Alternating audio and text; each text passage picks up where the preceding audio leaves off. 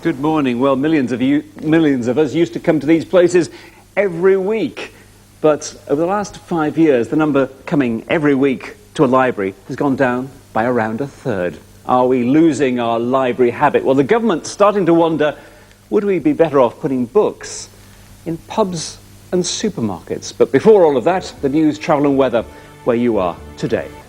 Now, if a visit to your local library is long overdue, you're not alone. More than 60% of us haven't set foot inside one in the last year, and there are concerns that up to 1,000 libraries in England could face closure. Campaigners are now trying to find novel ways of saving their services. It could mean in the future you could be borrowing books from a supermarket or a pub. Our arts correspondent David Sillitoe can tell us more. He's at the Idea Store Library in East London, hoping to borrow one or two, I suppose. Are you? Morning. Morning. I'm in the Children's Library this morning. Yeah, there are some interesting ones. I've got my eye on Wonder Bear here. Around 700,000 people a year pass through here. This is one of the busiest libraries you're ever going to find. And actually, book issues from here have been going up. But across the country, it's a different picture. Take, for instance, the fact about the number of people who go every week. Well, the latest figures show that that's gone down by about a third in 5 years. Well, what are people going to do about it? The government suggesting maybe we forget about the buildings, don't get hung up about that, and say maybe have pubs and supermarkets with books instead. But one thing is almost certain: there are going to be library closures. The library here in Wheatley and Doncaster is facing closure. We're here today because this is actually a very good example of a local library. So, how are they protesting? Well, they decided to go for a read-in, a mass visit to the library. This is an odd form of political protest, this, isn't it? It is, yeah, but the point of it was that we know that a lot of people in Doncaster and indeed around the country don't know what libraries are for. It's a dying habit, so selling the message about everything they now offer is vital for a service that feels it may be one of the first to be cut. Because this isn't just about saving libraries, it's also about reminding the public what they're for. The library service has, in many ways, been in decline for many years. In the last 5 years, the number of books lent has fallen 4%. The book stock is down 6%, the number of borrowers 10%, and the number who use them every week is down a startling 32%. With cuts coming, library protesters such as these in Lewisham have got a fight on their hands. But the government feels there may be a solution. Get others to provide the service. Shops, volunteers, supermarkets, even pubs. You have to think very hard about where you locate your library so that they're actually convenient for the most number of people based on the amount of money you're putting into them. So there will be some reshaping of library services, but I do think it's important that we think imaginatively about where libraries could be. I wouldn't even have a problem, for example, with a library in a pub. Which is what's happened here in Hudswell in North Yorkshire. So this is your pub? Indeed, it belongs to the village. Martin Booth and other villagers have bought their local pub and have set up a library. This is your library? This is Hudswell Village Library, yes. There aren't many books? There aren't many books, no. There wasn't really enough room to have more than that. They couldn't do it without the support of North Yorkshire's library service, and it's that national service that campaigners feel is under threat. I predict, and I'm really frightened, and I think it's really serious, that we could lose across the country between 600 and 1,000 public libraries, and that may be just the beginning. We're seeing the destruction of the public library service. The government says it's committed to the service, but admits some closures may well happen. But if people don't go to libraries, perhaps there's some merit in putting books in places where people do go.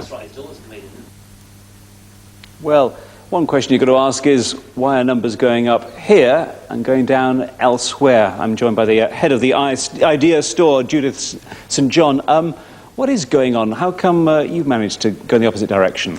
I think that we've really been working on thinking about what our customers and readers and people that come into building like this want. So it's set up like a bookshop in here. It is indeed. We've been working quite hard to make sure that we get that feel of tempting people in to read. Now, Tim Coates was in that piece there. He said the cost of putting a £10 book on the shelf, it's about £24 often for libraries. Is it like that with you?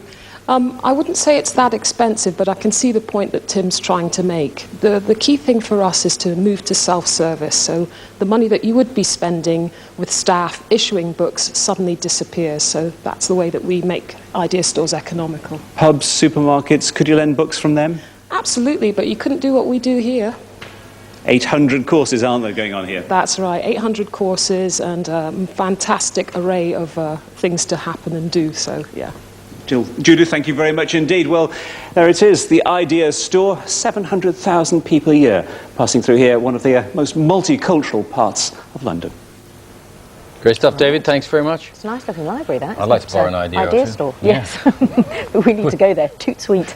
Our arts correspondent David Sillitoe can tell us more. He's at something called the Idea Store Library, which is in East London. Hello to you, David.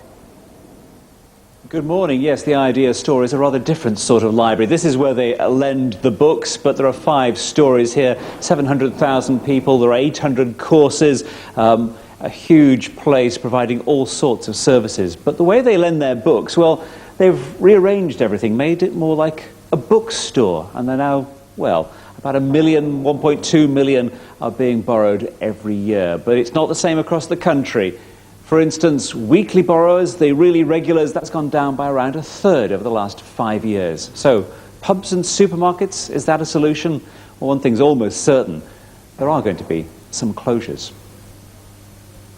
Well, here at the Idea Store, they have rather changed things around. Tim Coates, who you saw in that piece, he said that the cost of putting a £10 book on most library shelves is about £24 these days. Well, everything has been changed around here, and Judith St John is in charge here. How have you managed to make all those cuts? Well, we haven't made any cuts, actually. What we've done is invested wisely. So here in Idea Stores, we use self-service, and that absolutely makes sure that the books get on the shelves and get off the shelves as quickly as possible. Pubs, supermarkets, do you think you could replace what goes on in here? Because it's a lot of stuff goes on in this library.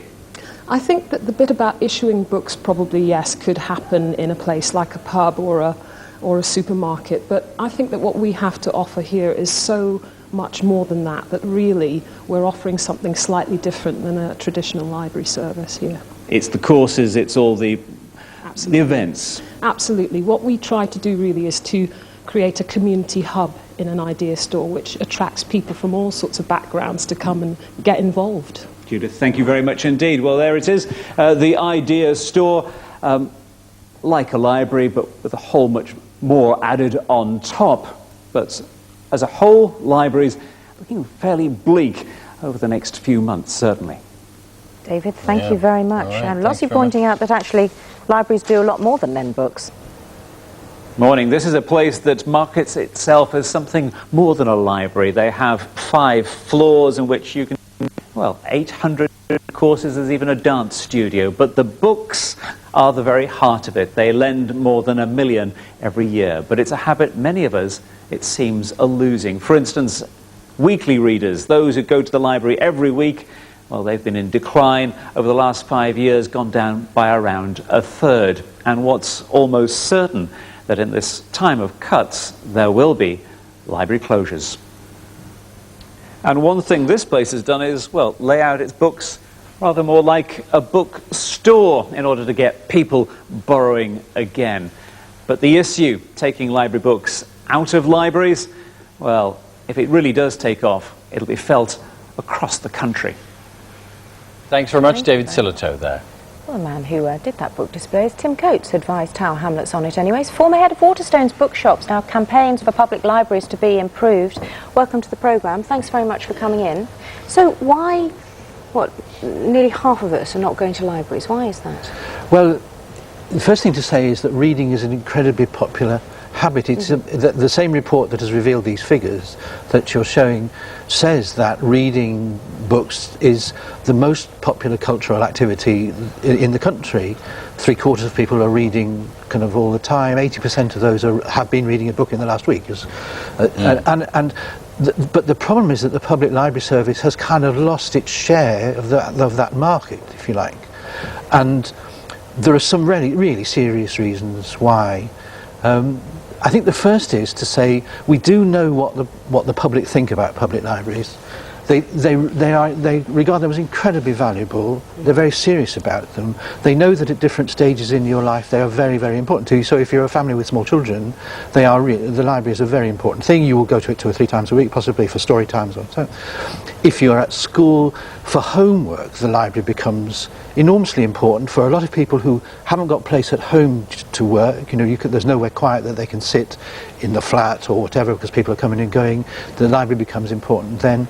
And then later on in your life, if you're at home when you retire or if you're out of work, then the local library becomes an enormously important resource, but both for ordinary reading, somewhere that you can go, but also for kind of preparing CVs and helping you find Are we work. looking after our libraries properly? No, we're not. And this is the whole point, that for 10 years I've been watching it, and the management of the library service, which is largely in local councils, have, in an attempt to make them more popular, have kept trivialising them. Instead of and they have reduced the stocks of books, which is the exact opposite of what people want. And all these ideas about sort of putting them in supermarkets and all the other things are actually the exact opposite of what the public really need. So do you think libraries are need. actually doing too much? Do you think they should just concentrate on their core business, which is lending books? Yes, indeed. That's exactly what all the market research has been saying year after year after year. Do the job properly and we'll use you. The buildings have to be clean, smart and attractive.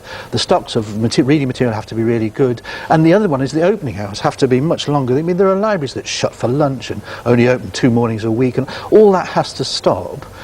The other structural problem which has to be addressed, and this is the kind of thing that the Minister really ought to be addressing, is that the library service is incredibly well funded. It's £1,000 million a year we pay for it, and out of that, my estimate is something like £200 million. It's a complete waste of money. It's all in the kind of back office bureaucracy, the supply chain stuff. £1,000 million a year. £1,000 million on the library service in England alone, and we could, you know, and people, and the worry is that, of course, local councils are faced with these cuts. We know about that, and there's no special pleading for libraries. There shouldn't be.